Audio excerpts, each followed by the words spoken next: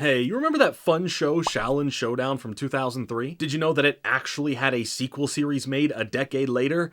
And it's bizarre. Xiaolin Chronicles, a seemingly random sequel series that went way more under the radar than you'd think. While the original series, Xiaolin Showdown, is a pretty nostalgic series for many, including myself, it's almost as if this follow-up series didn't have any real promotion or use that nostalgia to sell the series technically continuing in a slightly new way. Because I should have known about it more at the time of it happening, and not several years after. I feel like most people didn't know about this sequel series until way after the fact as well, basing that on the people that I've talked to about it, as well as from the response to my Xiaolin Showdown video from a few years ago, where I brought it up and people were still just learning about it. At first you'd think, hey, more stories with the Xiaolin warriors, sure, why not? But the more time you spend with Xiaolin Chronicles, the weirder things become. So, for the fun of it, let's talk about this weird sequel series to a very much loved show as we explore what Xiaolin Chronicles is in the first place, what slight changes to the formula that worked well originally makes this series feel a bit off, and what it's all about in general.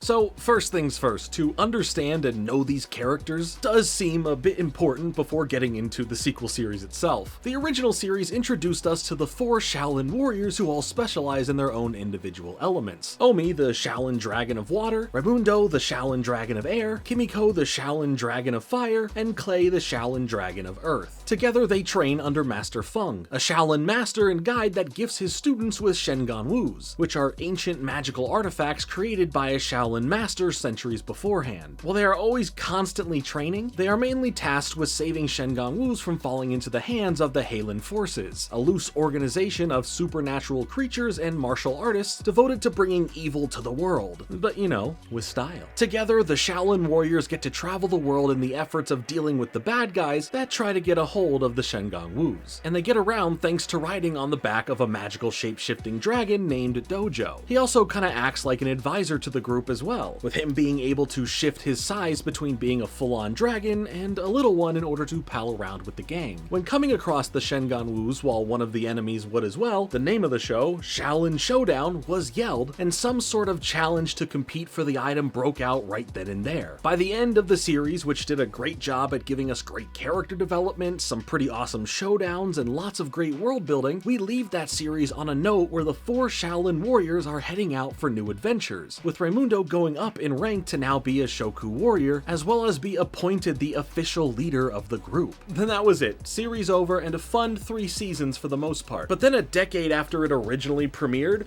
our 4 Xiaolin warriors would return. And actually, now that number would be 5. We'll be right back to Xiaolin Chronicles.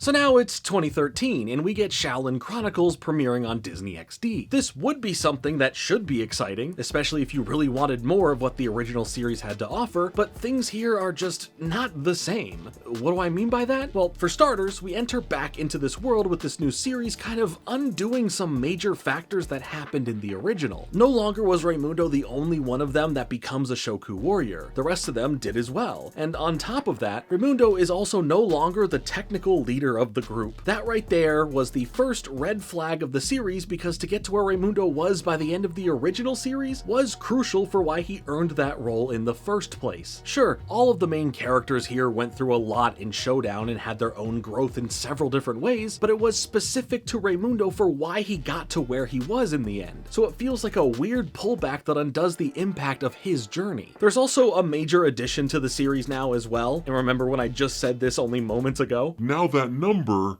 would be 5. Well, now there's a 5th member of the team, the new Xiaolin Dragon of Wood? Yeah, so wood is a separate element from just being lumped in with earth. You know, you could have chosen something more interesting, or in general, just something that doesn't feel so closely related to something else that makes it feel redundant. But I digress. This new fifth warrior is Boris Antonio Rolf Jean-Pierre Gaul Legrand IV. But because his name is so long and the others don't want to bother with saying all that, they instead just call him Ping Pong.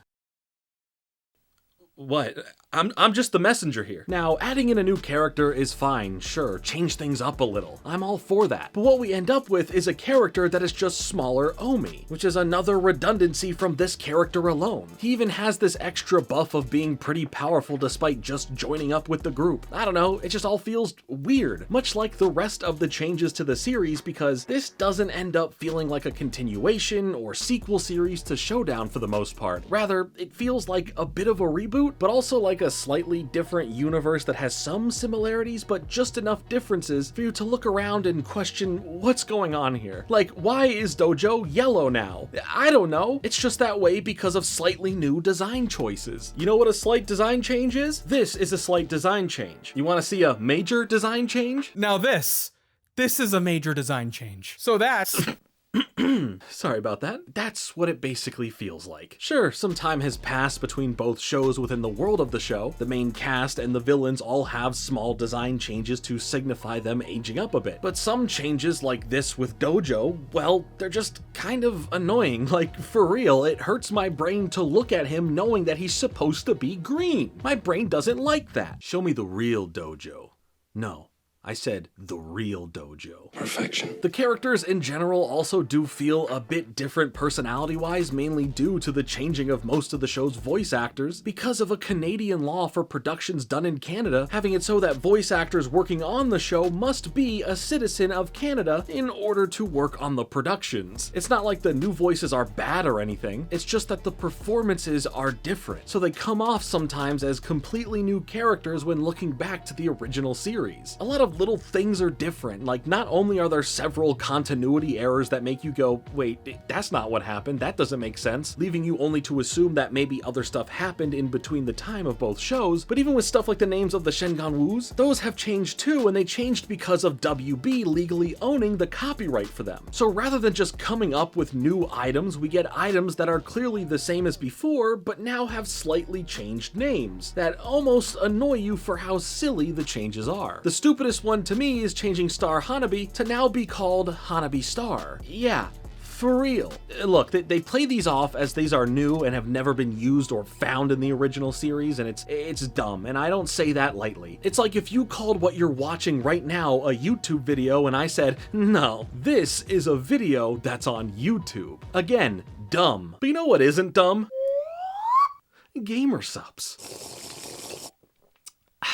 Look, if you know, you know, but if you don't know, let me tell you about Gamer Subs real quick. Whether I'm scooping and shaking or popping and sipping, Gamer Subs always has me energized, so if I need to get into my own Xiaolin Showdown, I'll be ready. Any challenge, you and me. I'm ready, let's go. I don't see no sugar in here. These now come in sugar-free, and you get them always 10% off by using my code FRINGE, not just once, but every time you make a purchase. Thank you to everyone who does use my code FRINGE, as it does directly help support the channel. By supporting Gamer Subs, you're supporting me, and I appreciate that. There's new flavors, cups, merch, and more all of the time, so click the link down below, head to Gamer Subs, check out some of the awesome new products that they have, but of course never forget to use my code FRINGE. So you also save yourself 10% every time you purchase. So shout out Gamer Subs, shout out everyone who uses my code FRINGE to help support the channel. It means a lot to me. Now let's get back to Xiaolin Chronicles, and I'm gonna need this.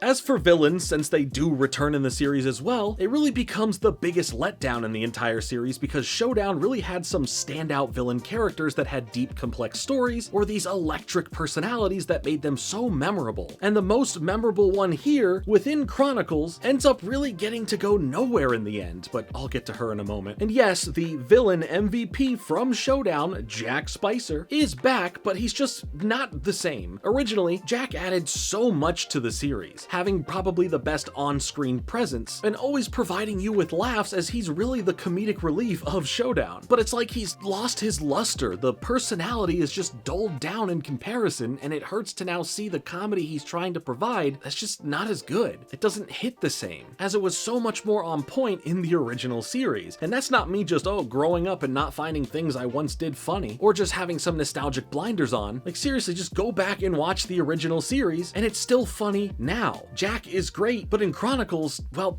not so much. He's just kind of there and he's fine, but it's not the same. Chase Young, who we really got to dig into in Showdown, feels like this husk of a character he once was, no longer having this more interesting side to him regarding who he is and why he's doing what he's doing. Now he's just the bad guy because he's the bad guy. To be fair, they do try and add some interesting spins to who he really is, but they don't come off as impactful or as deep as the show would believe it did. All of it at the end of the day made me go, okay, sure, whatever, I guess. And I hate that I feel that towards all of these characters that I do think were once really interesting. The most interesting thing here is that he has this new villain character working for him named Shadow, and he literally created her with one of his own ribs. Yeah, Chase is hardcore like that, but he just isn't expressing it here, you know? Her main thing originally is being used as a spy to gather information about the Xiaolin warriors, as she presents herself as the character Willow to them. Now, she does end up kind of going off to want to do her own thing, and in doing so, winds up working with Wuya, who then just betrays her at the end, and that's also where we end the story of what could have been a really cool character with a somewhat more interesting storyline than the others. But we'll never see it finished because wherever it was heading from here probably would have continued in a second season, but like, that's another big problem. There is no second season. Xiaolin Chronicles, after 26 episodes, came to an end. And hey, if you want me to be more honest, when the series originally was coming out on Disney XD, they only ever premiered 20 of them. There were only 6 away. They didn't even get to the end of the series. And it wouldn't be for another year and a few months until these final 6 episodes would see the light of day, and they only did so because of Netflix getting the license to stream that series in 2015. Now, there is one thing that I wanted to wait to talk about until right now. They do something in the series that really,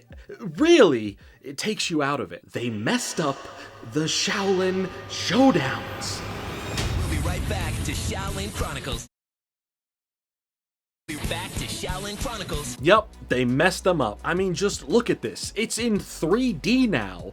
Why? The show is mostly done in 2D animation, but when a Xiaolin Showdown happens, the show switches to this 3D animated look. It's usually fine if a show has a real reason for doing something like this, you know, like a significant purpose that we can see in something like Code Lyoko or even something like Ready Player One, where it goes from one thing like 2D animation or live action to then becoming 3D animated or CGI because they're in a digital world. It just makes sense. Here, it clearly feels done because it was probably way more cost efficient to take the flashiest parts of the original series and animate them in 3D now. It really feels like a worse version of the show when it happens too. You know, if that's even really possible, you know? And it hurts even more because it's the Xiaolin Showdown that it happens with, which is what the original series is named, so to me, it feels like it's poo-pooing on the original series even more because this is where they chose to mess things up. If the whole series was done with 3D animation, sure, it wouldn't be a problem. I probably wouldn't even care all that much, but like, be so for real right now. What is this? What is happening with this series? There's just no identity that this show wants to claim. It clearly wants to pull from the original and what made it special, while at the same time wanting to bring in some new changes and move in slightly new directions, while also not even knowing how it wants to really look. Does this show hurt the legacy of the original show?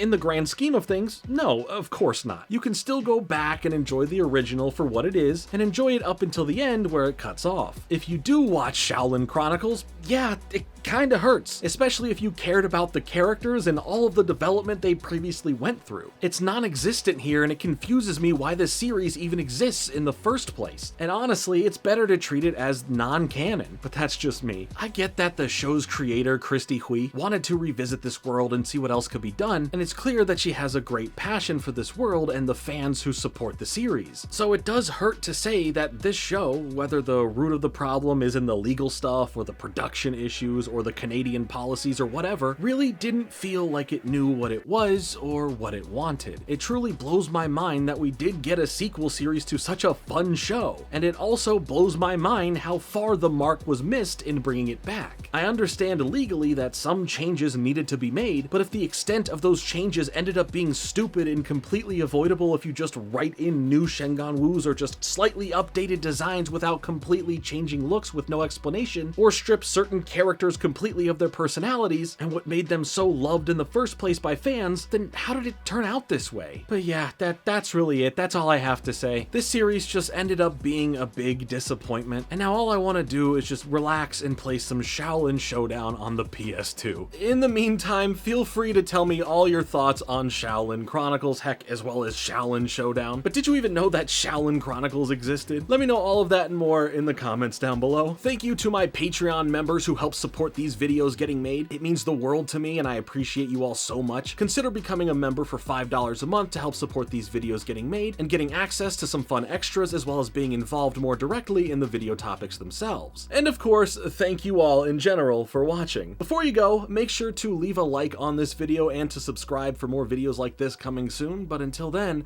I've been Jordan Fringe. Later.